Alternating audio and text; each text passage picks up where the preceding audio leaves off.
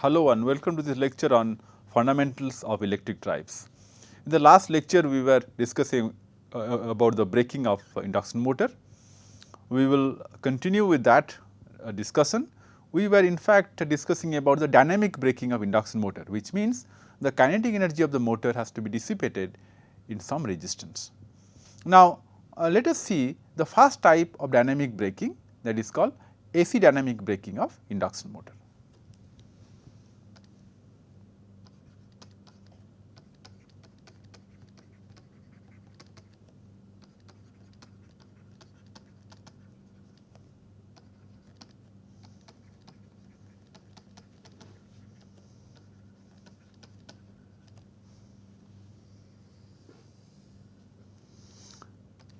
Now, let us see what happens in AC dynamic braking.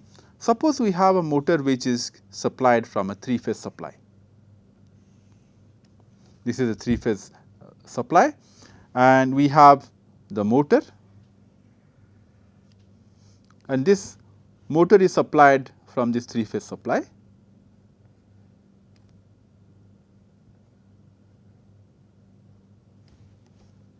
And this is a normal, say, slip ring motor here.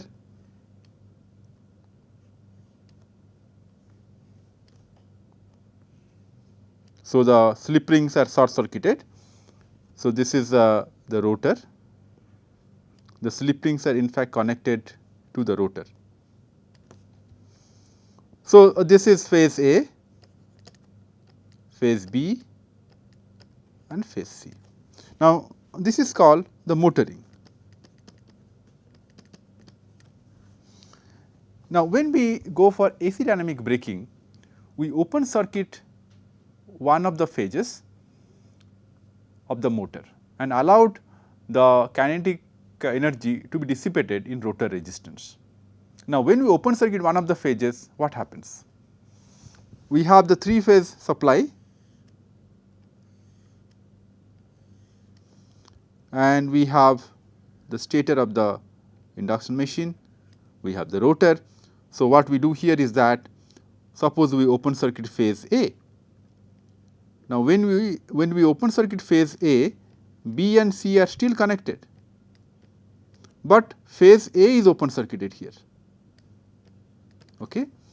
Now, in the slip ring, this is slip ring induction motor. This is usually applied for slip ring induction motor.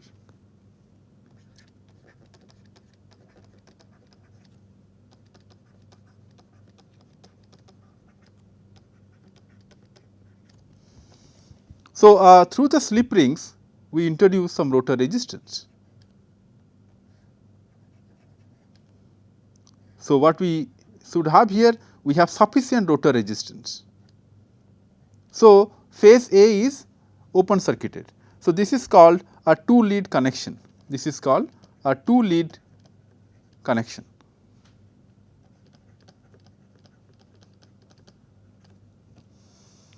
Now, we can have another possibility. We open circuit one of the phases and connect to one of the healthy phases, that also can be used for AC dynamic braking of induction motor. So, we have 3-phase supply here and we have the stator in this case. We have the rotor has got a resistance, is a slip ring induction motor. So, the resistance are inserted through the slip ring. So, phase B and C are the healthy phases, they are connected to the supply. What happens to phase A? Phase A is disconnected from the supply, but however, we short circuit phase A and B. So, in this case here this is a 3-lead connection. So, we have 3 leads here A, B, C. So, this we can say as a 3-lead connection. So, we have the possibility in this case we have the motoring, and if we want to go for braking, we remove one of the phases and introduce rotor resistance, or we remove one of the phases and connect it to a healthy phase and insert the rotor resistance. Now, what happens if we do that? Now, when we do that, we are creating an unbalance. So, let us say we will consider this is, let us say A here motoring, B is for the 2 lead connection and C is for the 3 lead connection. Let us first discuss about the 2 lead connection. Now, if we have a 2 lead connection in which we just open circuit one of the phases, what happens here? The phase A current becomes equal to 0. Phase A current becomes equal to 0. What about phase B and C? Phase C and B are equal and opposite, because we have removed only one of the phases here. So, IC is equal to minus IB. So, it is an unbalanced case and we can apply the sequence component method. So, we can find out the positive sequence current, which is IP, it is a phasor, that is equal to 1/3 of IA plus alpha IB plus alpha square IC. So, that is equal to 1/3 of alpha minus alpha square into IB. We can substitute for IC here, IA equal to 0. So, IP is 1/3 alpha minus alpha square into IB. What about the negative sequence current?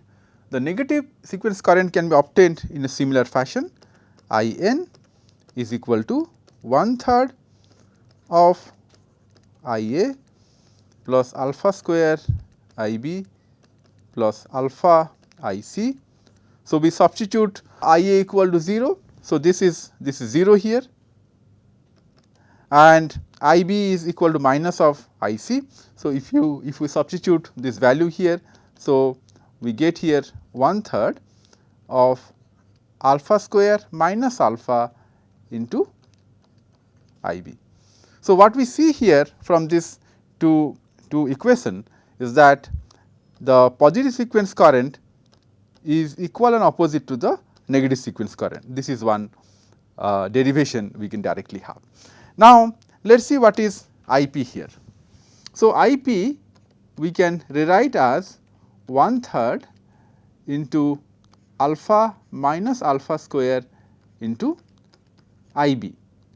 So, if we write this in this particular fashion, so what is alpha? Alpha here is e to the power j 2 pi by 3 is the operator. So, if you substitute the value of alpha and simplify, 1/3 cos 2 pi by 3 plus j sin 2 pi by 3, and alpha square is accordingly minus cos 4 pi by 3 minus j sin 4 pi by 3 into IB. IB is also a phasor. So, we get some cancellation here. So, this will be cancelled. So, this thing are equal. So, we can cancel this, and finally, what we get here is 1/3 j into 2 root 3 by 2 IB. So, that is equal to j IB by root 3. Similarly, we can find out what is IN. IN is minus of IP. So, that is equal to minus of j IB into root 3. So, these are the currents. What about the voltages? So, we do this that Vp minus Vn. So, these are the phasors Vp minus Vn. What is Vp? Vp is 1/3 of Va plus alpha Vb plus alpha square Vc. What is Vn?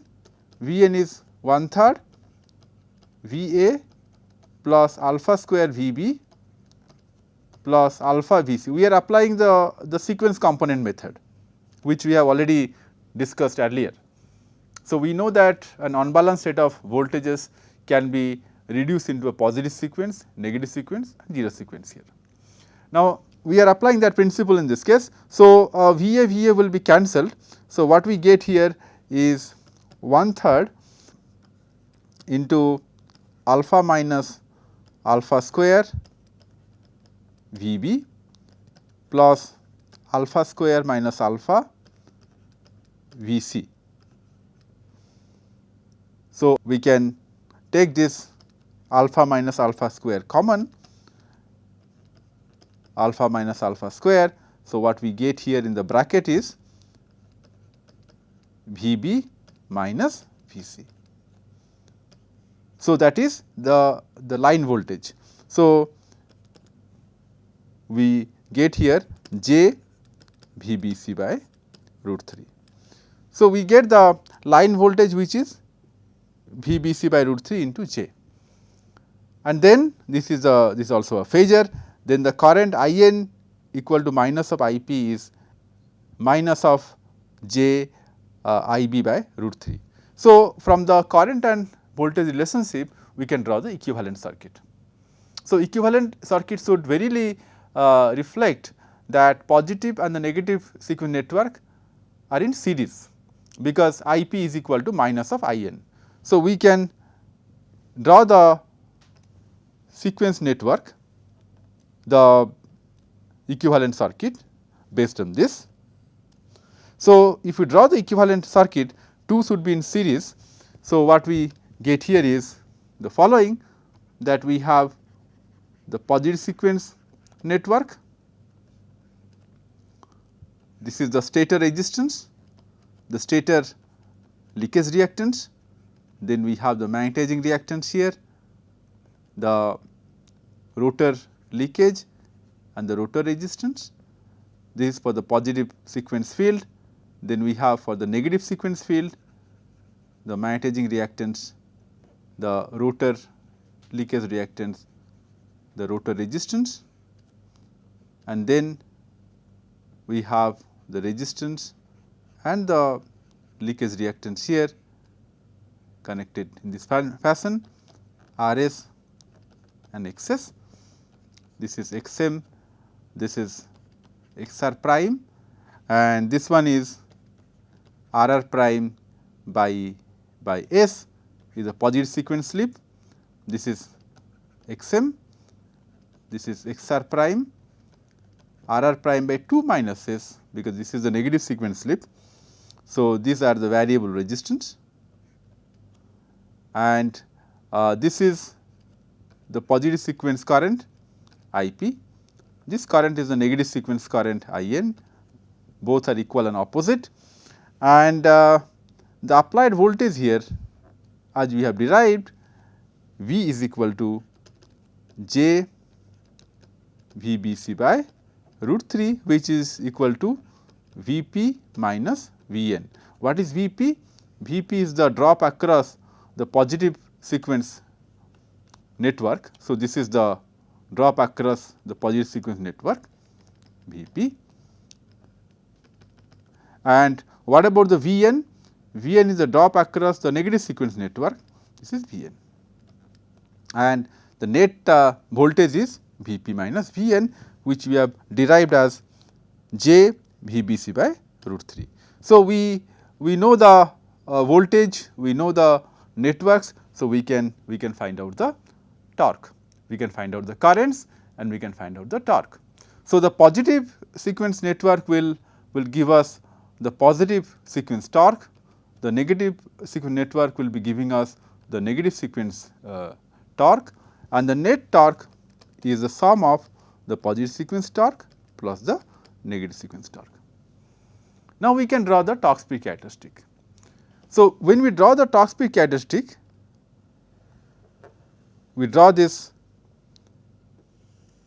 in omega in the y axis and torque in the x axis, this is the origin. Let us say we have the positive sequence torque, which is like this. Now, please note that this torque has been drawn for a very high rotor resistance. So, we have introduced the rotor resistance through the slip rings here, and the resistance has been introduced here in the slip ring, so that the motor braking is effective. So, we introduce sufficient rotor resistance, so that we get this kind of nature. So, this is for the positive sequence torque. So, this is omega ms, and for the negative sequence torque we have minus omega ms here, and we get something very similar.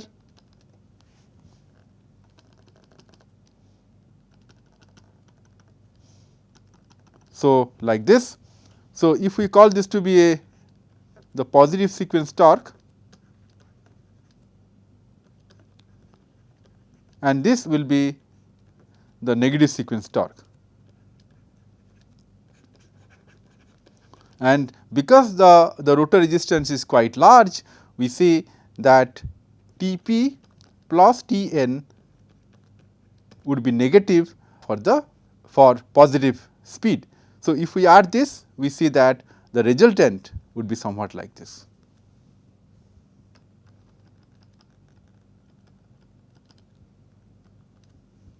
So, this is the net torque.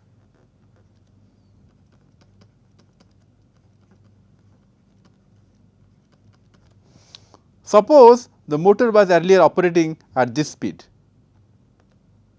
Okay. Now, if we go for AC dynamic braking, we disconnect one of the phases and we introduce the rotor resistances. So, the characteristic will change from this point to this point of this characteristic. Okay. We have the positive sequence torque and we have the negative sequence torque. Maybe the original speed torque characteristic is something different, but finally we will be entering the second quadrant, and then the braking will take place because we have a negative torque here. The braking will take place and the speed will come down to 0, and naturally at speed equal to 0 the braking torque vanishes. There is no question of reversal of the speed, because the torque vanishes at speed equal to 0. Similarly, let us see what happens in a 3 lead connection. So, in a 3 lead connection we have a different situation. So, we have 3 lead connection, 3 lead connection. So, when we talk about the 3 lead connection, we have the AC supply and the motor. This is the stator of the motor, and then we have the rotor. We have introduced sufficient resistances here in the rotor. We have the slip ring induction motor with sufficient resistance, and in the stator what we have the stator. This is phase C, and then we have phase B here, and phase A is connected to phase B. This is phase A, this is B, and this is C. So, phase B and C are short circuited, and phase A is disconnected and connected to phase B. Now, when we have 3 lead connection, we can very easily say that VAB is equal to 0. So, the line voltage VAB is equal to 0. What about VBC? VBC, if you say that only the amplitude part, VBC here is equal to some root 3 into the phase voltage. So, if the phase voltage is V, the line voltage is root 3 into V. What about VCA? VCA is same as VCB, because A and B are short circuited. So, VCB is minus of VBC, which is equal to minus root 3 V. So, this is what we have here, that VBC is root 3 V and VCA is minus root 3 V. Now, we can apply the sequence component method, because we have an unbalanced line voltage. So, we can say that V positive sequence line voltage is equal to 1/3 of VAB plus alpha VBC plus alpha square VCA, that is equal to VAB equal to 0. So, 1/3 of, we have VBC and VCA are opposite to each other.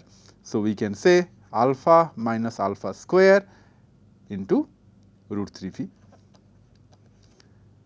and that we can simplify this.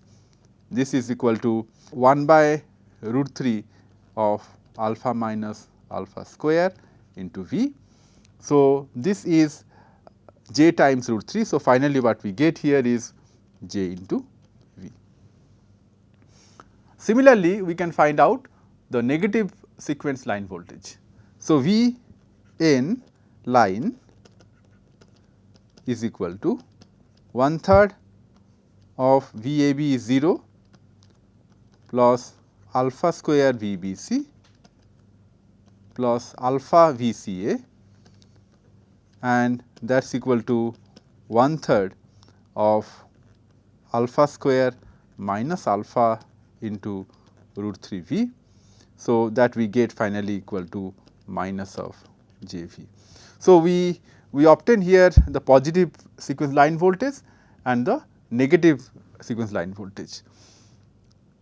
Now, these are the line voltage. What about the phase voltage? The phase voltage here, if you find out the phase voltage, magnitude of the phase voltage will be same in this case, V phase line voltage and the positive sequence phase voltage and the negative sequence phase voltage will be the same, that is equal to V by root 3.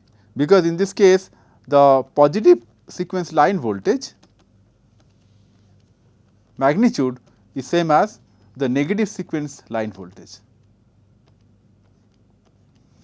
Since the magnitude of the line voltages are same, there may be some phase difference, the magnitude of the phase voltages will also be the same. Now, from this we can draw the equivalent circuit. Now, if we draw the equivalent circuit, this will look like this. So, we have the equivalent circuit for the 3 lead connection. So, this is what we have here. We have the stator resistance, the stator leakage reactance, and this is for the positive sequence network.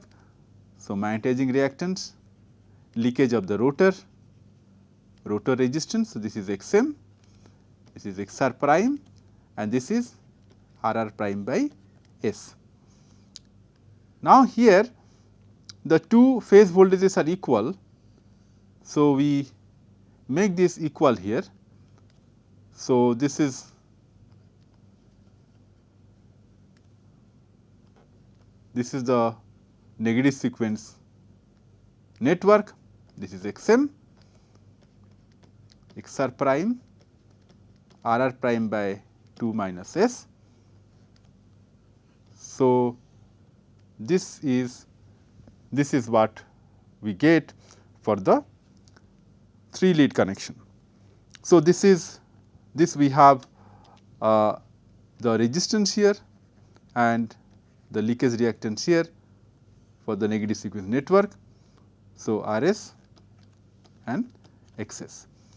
This is for the positive sequence phase voltage and this is for the negative sequence phase voltage. They are equal. So, if we take the magnitude, they are equal. So, this is the positive sequence current, this is the negative sequence current In.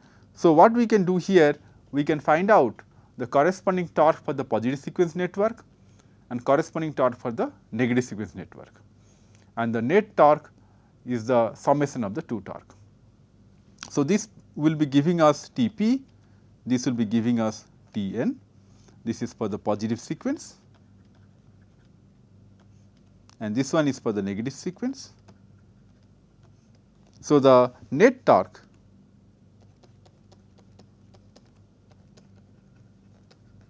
is equal to the positive sequence torque plus the negative sequence torque.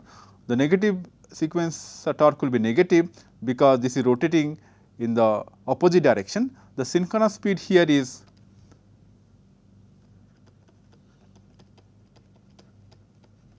plus omega ms. The synchronous speed here will be minus omega ms. So, since the synchronous speed is negative, the negative sequence torque will be negative. So, we can find out the net torque by adding this Tp and Tn. So, this is how we can deal with the equivalent circuit and find out the torque for the 2 lead connection and for the 3 lead connection. Let us see what is a DC dynamic braking. Now, the next type of braking, dynamic braking we have is DC dynamic braking, DC dynamic braking of induction motor.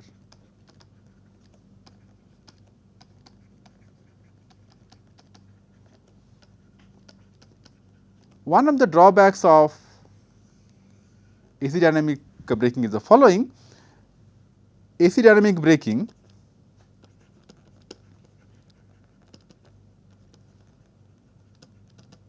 is employed for slip ring induction motor, This is one of the requirement of AC dynamic braking. Unless we have slip ring induction motor, we cannot introduce the rotor resistance, and unless we introduce sufficient rotor resistance, we can't have negative torque in the second quadrant. But that limitation is not there for DC dynamic braking. So, in DC dynamic braking, what we do, we take the winding of the induction motor, say this is the stator winding of the induction motor, phase A, phase B and phase C, and then we apply a DC supply to the stator of the induction motor. And what about the rotor? The rotor is there, it could be a squirrel cage rotor, but the stator has been applied with a DC supply, we apply a DC supply. If we have a star connection, we can supply like this, or what we can do here is that we can take the 2 phases and short circuit the 2 other phases and apply a DC supply between one phase and the other 2 short circuited phases. This is another possibility. So, we have phase A, phase B and phase C.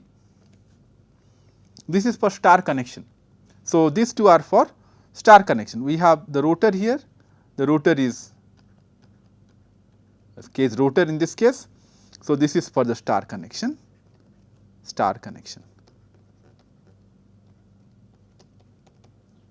And for delta connection, what we can do here is that we take the delta connected stator,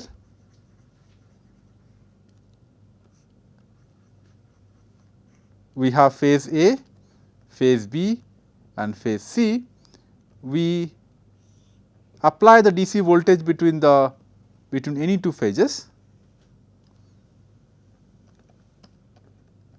VDC,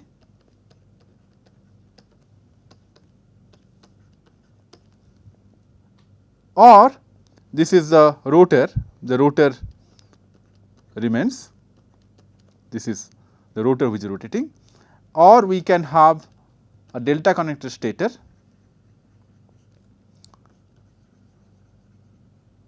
we have phase A, phase B and we have phase C. We can short circuit these 2 phases, phase B and C, and apply the voltage between one phase and other 2 short circuited phases. This is VDC. Now, so this is for delta connection.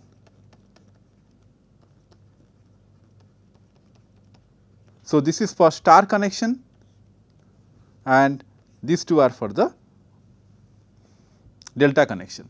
So, this is the first two, let us say this is phase, this is A and this is B, this is C and this is D, and A and C are called two lead connection,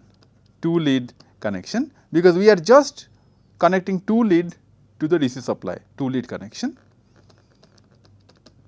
and connection B and D are called three lead connection.